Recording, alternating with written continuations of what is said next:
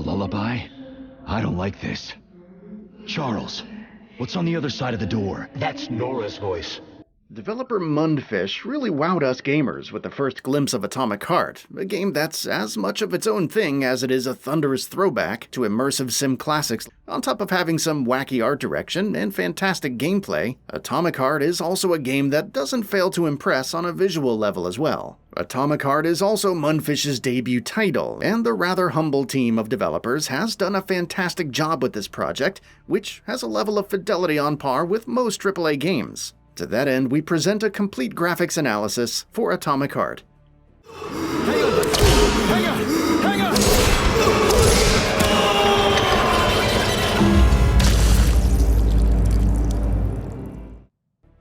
Engine. As mentioned previously, Mundfish is a small, independent studio, and Atomic Heart being its debut project, building an in-house engine from scratch doesn't make any real sense. As such, the developer has gone with Epic's Unreal Engine 4 for this game, and it's all the better for it. While an upgrade to Unreal Engine 5 would have made it even better in some aspects, there isn't anything lacking in Atomic Heart's presentation as it stands. The environment looks beautiful thanks to pristine lighting and reflections, which we will be looking at in detail in further sections. Atomic Heart also uses ray tracing in its presentation when it comes to reflections, but that's only limited to the PC version, and console versions don't feature this tech. That said, it's also important to mention that Atomic Heart is a pretty flexible game and scales well depending on the target hardware. Character models. Let's start off with character models. Much like how is the case with most Unreal Engine 4 games, character models in Atomic Heart have really high poly counts and exhibit a consistently high level of detail. The player character has a detailed skin mesh, and minute details like visible body hair makes the rather limited character models pretty realistic. Of course, you don't get to see much of your player since the game is played in the first-person perspective, but what's there is certainly impressive. As for the enemies, Atomic Heart features a diverse roster of enemies ranging from metallic androids to airborne drones and much more. The models are comprised of high-quality assets, and their bodies seem to utilize physically based materials which appropriately simulate their nature in all lighting conditions. For instance, regular enemies made out of liquid metal would obviously shine bright under any source of light, while those having rougher surfaces wouldn't stand out so much against a darker background. Environment.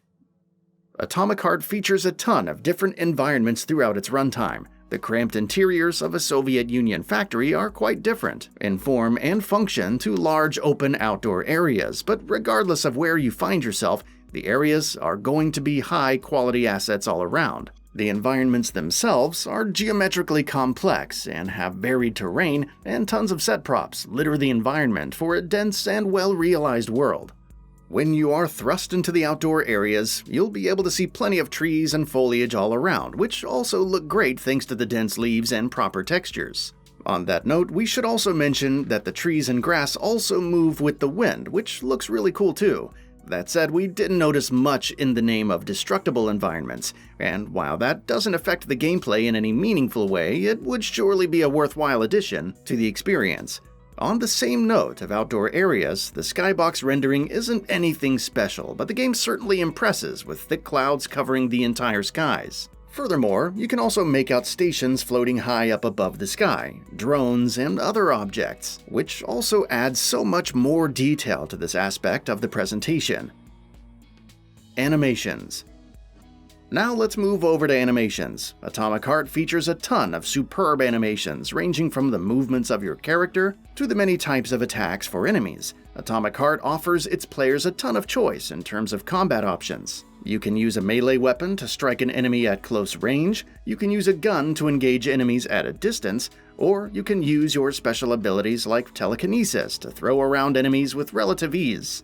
As such, your player has a ton of distinct animations at their disposal, and they seem to have been produced through motion capture or some other similar technique. The animations are rather slow and have a sense of weight to them, which looks pretty realistic. You can also use takedowns on unaware enemies to knock them out in style, which looks cool as well. Furthermore, all animations nicely blend into one another for a smooth flowing combat loop without any game-breaking hiccups. Lighting, reflections, and shadows. Briefly taking a look at lighting, Atomic Heart features both direct and indirect lighting depending on the scene. Some scenes take place in brightly lit outdoors, where most of the lighting is handled by one global source, and it works like one would expect. The more challenging part is in the indirect lighting, which is used in indoor areas, and the same seems to be utilizing some sort of deferred renderer to appropriately simulate multiple light sources with some degree of realism. Coming over to reflections, Atomic Heart uses screen space reflections in its presentation. However, those playing on PC will have the option to switch it up to ray-traced reflections, which provide a better and more accurate solution for reflections across the environment, but require more compute power as a result. But regardless of the reflection solution, the environments retain a realistic look with proper reflections and glimmers on all surfaces. Water and other fluids also look really great thanks to high-quality translucent textures, which also exhibit superb quality reflections. As for shadows, the shadow maps are also reasonably sharp and are rendered with great accuracy. Shadow rendering distance is also high in the case of Atomic Heart, so objects far away from the player will also have appropriate shadow maps being casted on the body, which results in a uniform look throughout the world. We didn't find any signs of weird artifacts or shimmering on shadow maps during our tests, so it's a good look overall. Post-processing.